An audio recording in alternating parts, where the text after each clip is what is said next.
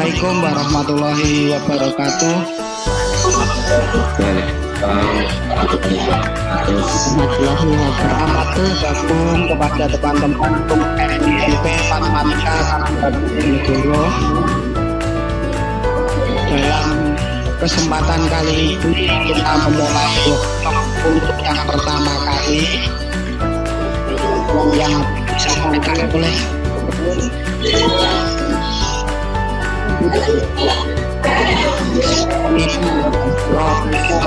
Profesor Siti AMBD Indonesia.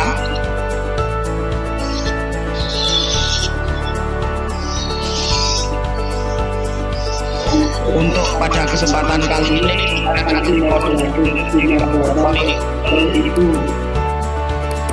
Selaton Ibu Pengawas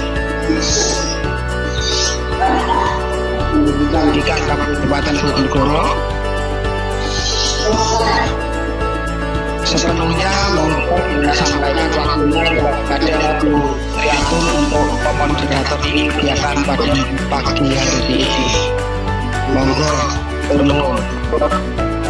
Baik, terima kasih Pak Edi sebagai host disampaikan. Bismillahirrahmanirrahim.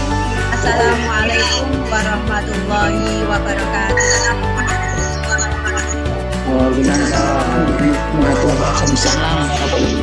Selamat datang kami sampaikan kepada beliau yang terhormat Ibu Profesor Dr.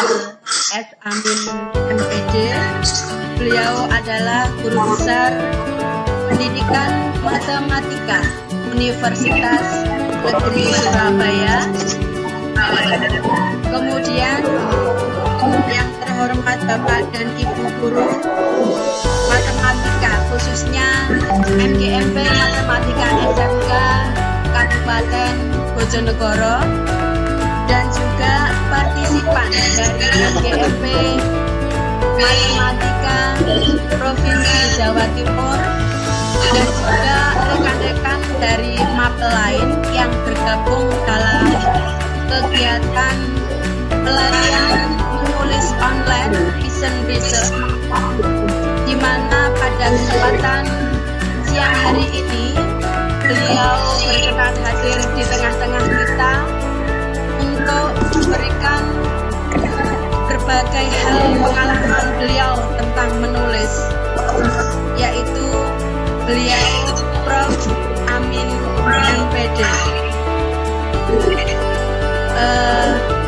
Untuk mengawali kegiatan pada siang hari ini agar berjalan dengan lancar dan baik, marilah bersama-sama kita mengawali kegiatan pada siang hari ini untuk sejenak membaca doa menurut agama dan kepercayaan masing-masing.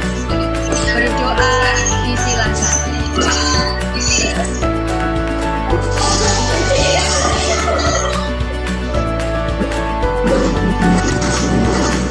Berdoa selesai.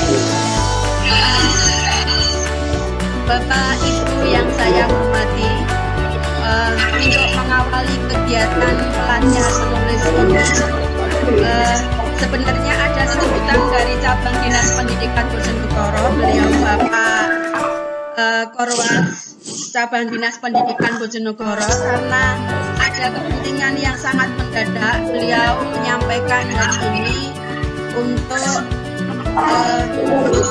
tidak bisa ikut join pada room meeting ini, seperti itu. Nah, Bapak Ibu semua, untuk mengawali kegiatan pada siang hari ini nanti, bahwasannya Prof akan memberikan kepada kita berbagai strategi dan trik bagaimana kita sebagai guru itu dapat menulis dengan baik dan kita juga dapat melakukan penelitian dengan baik. Nanti waktu 45 menit kepada beliau Prof. Amin akan memberikan strategi tersebut. Dan yang lain, kita sebagai guru yang tentunya di lapangan banyak sekali pengalaman dan juga permasalahan yang dilakukan, nanti akan diberikan waktu untuk sharing tanya jawab. Demikian untuk selanjutnya.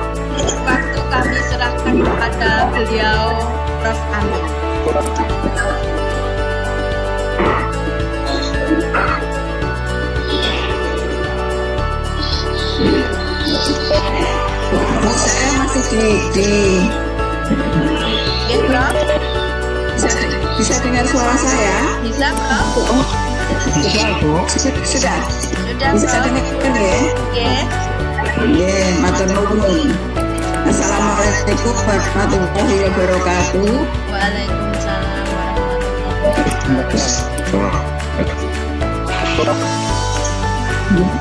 Terima kasih pada ibu-ibu dan bapak-bapak panitia yang sudah mempercayai saya untuk bergabung di forum yang terhormat ini. Ya, sebentar ibu bapak, saya masih akan upload filenya. Sudah, Ibu. Lah, loh, hilang saya.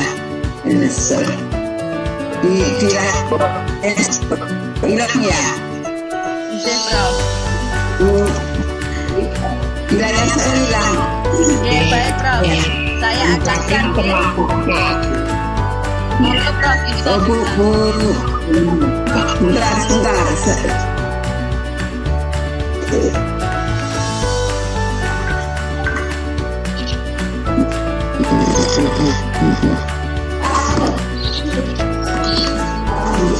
Tadi sudah saya buka kok. Oke. Oke, Prof. Nggak apa-apa.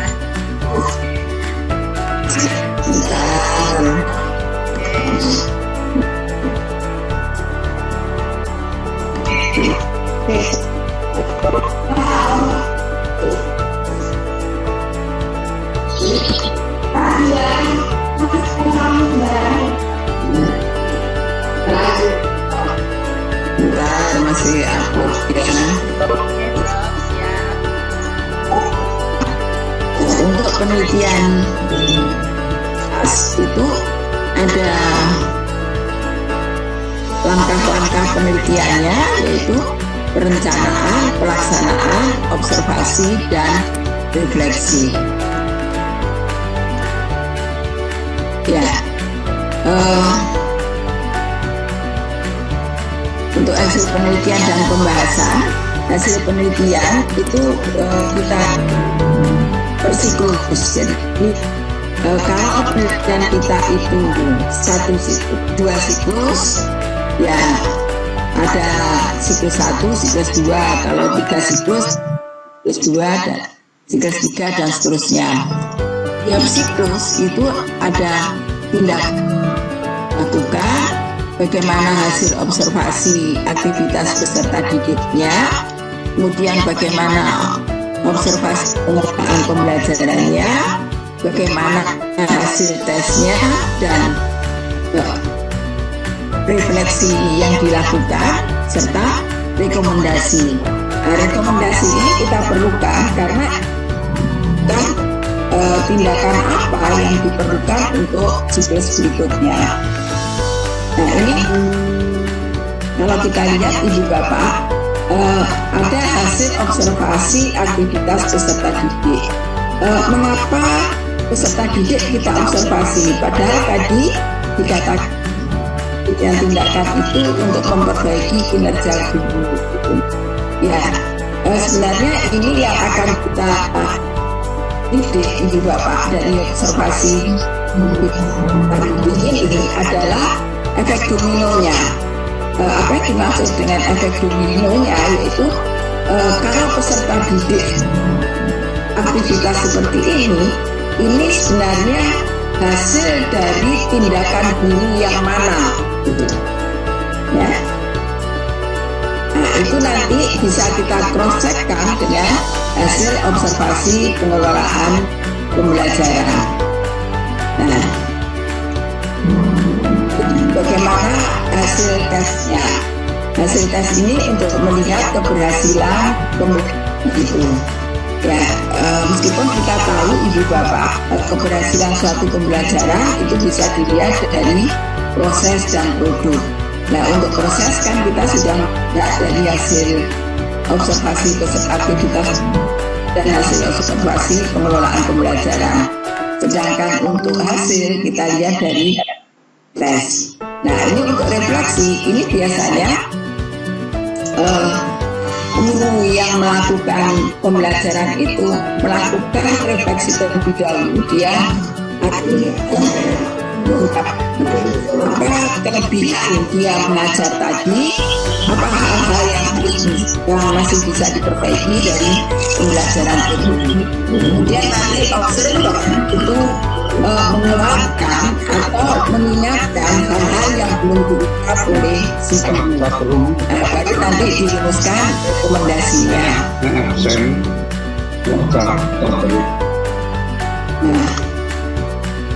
Kemudian di pembahasan itu deskripsi tentang tadi. Kalau di situs tadi itu hanya poin-poinnya saja ya Ibu Bapak, tapi di pembahasan ini kita deskripsikan, kita uraikan panjang lebar apa yang terjadi di kelas itu, dan kita kontraskan dengan teori yang kita pakai. Apakah hal-hal yang terjadi di kelas itu didukung oleh suatu teori tertentu, atau mungkin bisa juga tidak didukung oleh teori tertentu. Mengapa? Karena pada saat mengajar tadi, guru secara spontan melakukan suatu tindakan sangat mungkin terjadi gitu ya, dan itu juga harus kita ungkap apa adanya. Begitu juga dengan aktivitas peserta didik, pengelolaan pembelajaran dan sebagainya ya, itu kita deskripsikan secara naratif gitu ya, dan di situ juga kita sajikan hasil penelitian itu sesuai data secara lengkap ya. Dan kita dukung data-data itu dengan tabel, diagram, grafik dan sebagainya untuk menyajikan data agar mudah atau lebih mudah dipahami oleh pembaca. Kemudian simpulan. Nah, simpulan yang kita buat itu harus menjawab pertanyaan penelitian. Nah, seringkali ini simpulan ini kalau untuk peneliti pemula itu tidak menjawab pertanyaan penelitian gitu ya. Jadi dan saran itu harus juga terkait dengan hasil penelitian ya.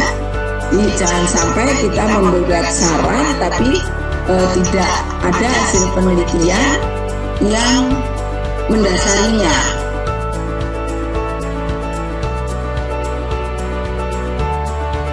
Ya, untuk artikel Ibu Bapak ini bisa kita sajikan di jurnal ilmiah, bisa juga kita sajikan di pertemuan ilmiah.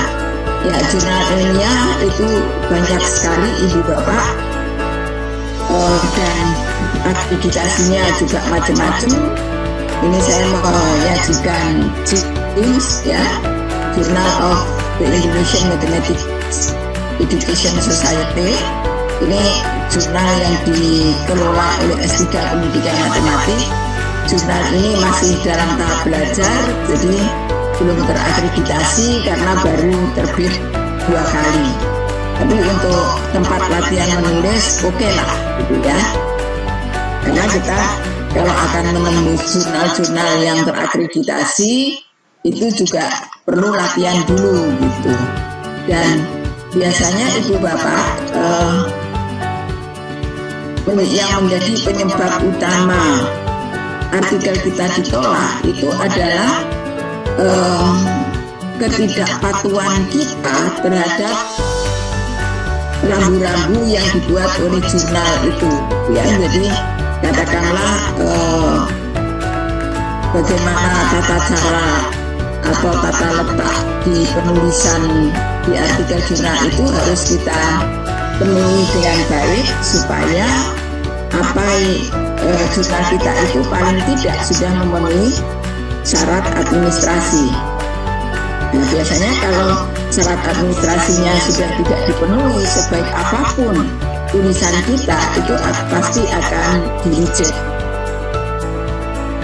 Nah, untuk pertemuan ilmiah ini jurnal ini akreditasinya macam-macam ya Ibu Bapak, ada yang Sinta, ada yang Arjuna, ada Scopus, ada IOP dan sebagainya lah. Silahkan Ibu Bapak browsing nanti jurnal apa yang Ibu Bapak tuju.